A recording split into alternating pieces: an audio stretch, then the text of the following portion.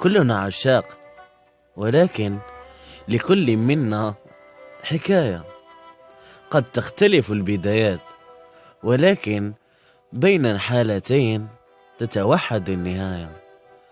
فإما بجنون العشق تأتي السعادة، أو بضياع العمر والجرح، وقد تكون تلك النهاية هي الأقدار.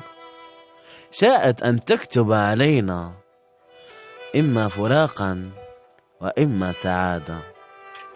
فعش حياتك مع من أحببت، فهل يا ترى سيأتي الغد وهو معك أم سيرحل؟